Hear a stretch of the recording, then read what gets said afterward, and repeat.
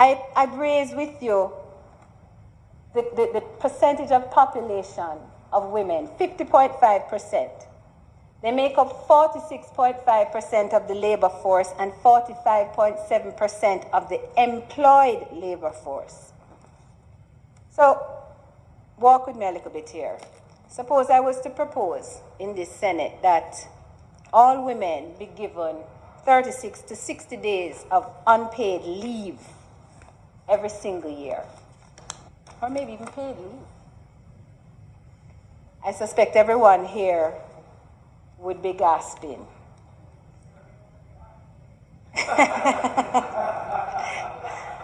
What do you think would be the fallout of giving women 2 months unpaid leave per year? I suspect the Employers Federation would be up in arms, and as an employer, I can appreciate that perspective as well. Mr. President, I think I have to warn you that I'm getting into what some might find an uncomfortable conversation, but I'm not making any apology for it. Because in the building of prosperity, we have to deal with matters that we might find uncomfortable. Mr. President, in 2023, we still have women who must opt out of productive life because of the inability to afford a most basic and necessary component essential to their productivity.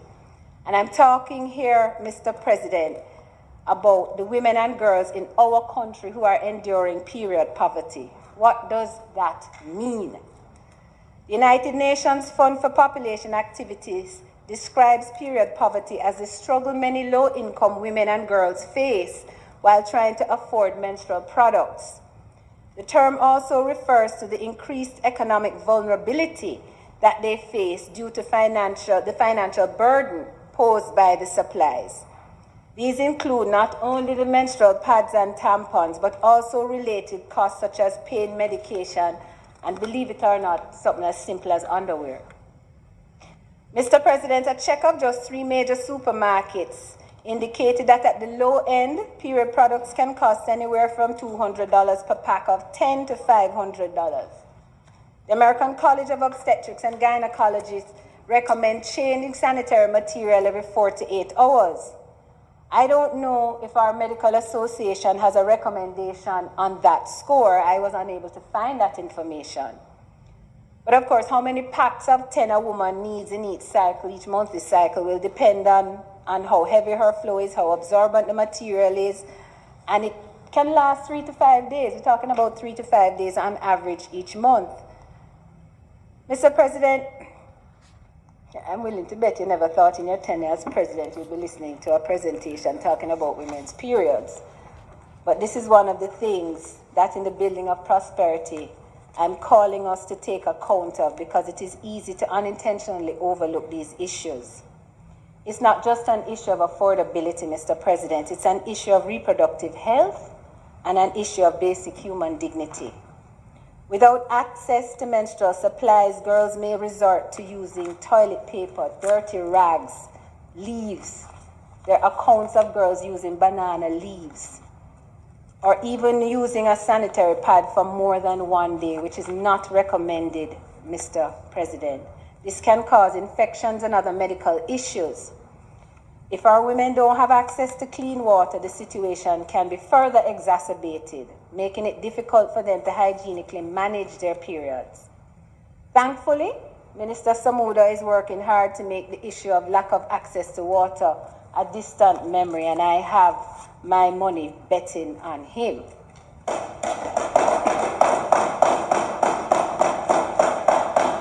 Mr. President, the Global Development Commons was launched during the 75th United Nations General Assembly in September 2020. The GDC is an open access digital platform to crowdsource evidence and innovations to support the child-focused sustainable development goals.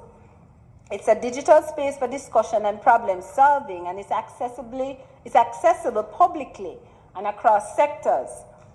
If you take a look at the GDC, you will see reports that period poverty can negatively affect mental health, with women who suffer from period poverty being more likely to report moderate to severe depression.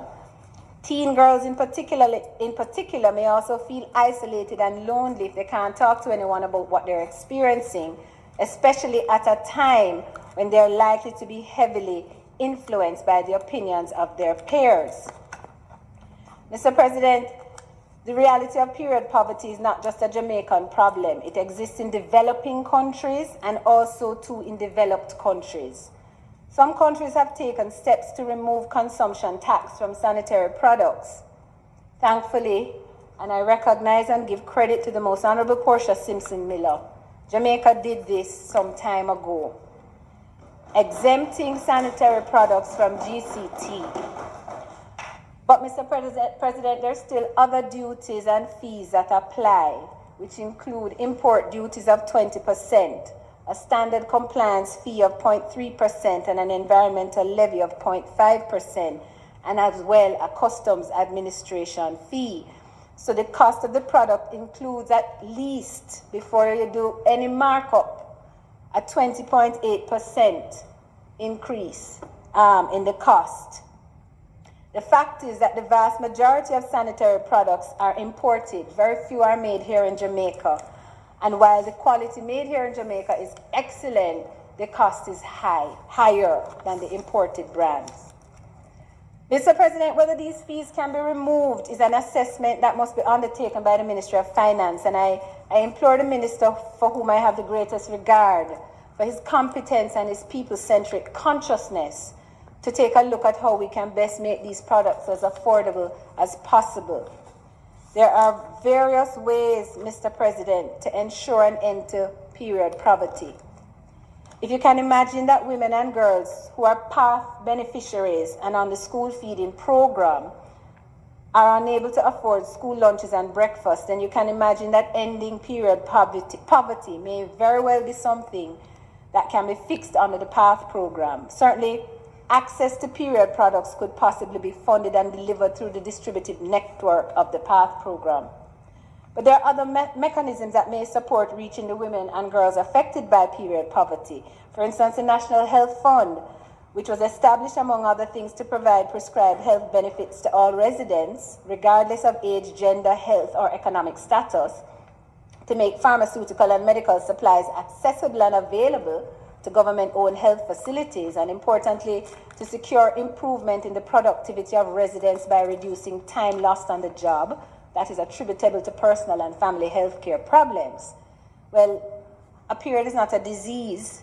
It is something which, if not dealt with in a hygienic manner, may lead to disease, and certainly can lead to loss of productivity for those women unable to afford sanitary products to deal with monthly periods and absent themselves from work. The NHF, with its network of provider pharmacies and public pharmacies, may well be placed to ensure the distribution of period products to our vulnerable women and girls. And I ask, Mr. President, that in the appropriate places, consideration be given to how we can achieve this. Mr. President, I make no definitive recommendation because more needs to be understood in terms of how many of our women and girls are impacted.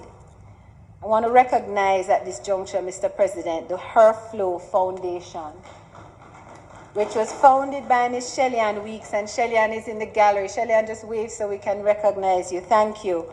She's probably the most seminal person in Jamaica at the forefront of tackling this problem. She has, with her own time and resources and the support of kind partners, driven the length and breadth of Jamaica, delivering period products to girls in schools from Morant Point to Negril Point. She's a Jamaican patriot, Mr. President, and I want to recognize her and thank her for her service. Mr. President, the Her Flow Foundation conducted an informal survey in high schools throughout the length and breadth of Jamaica and uncovered that up to 44% of first formers are affected by period poverty.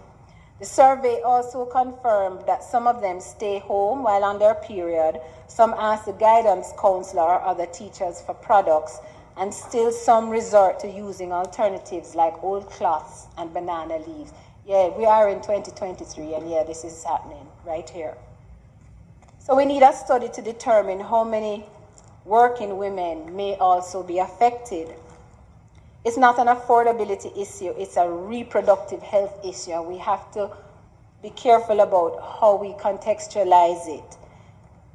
It's not beyond us, Mr. President, and certainly it's in our collective interest to ensure that no girl or woman in Jamaica is without the necessary materials to go through menstruation without having to lose productive work time and attendance at school. Remember, Mr. President, I had asked initially if we'd be prepared to give women 60 days of unpaid or paid leave.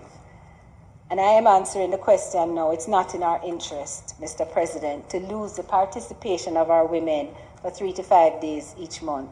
What can amount to 2 months per year? It's a level of productivity we can ill afford.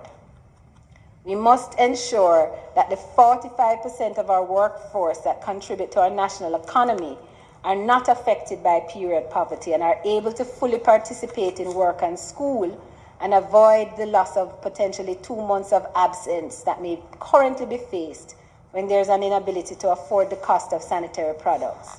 It's my intention, Mr. President, to put this matter to the bicameral caucus of women parliamentarians when it meets. It's a national imperative. It's not a nice to have, it's a need to have.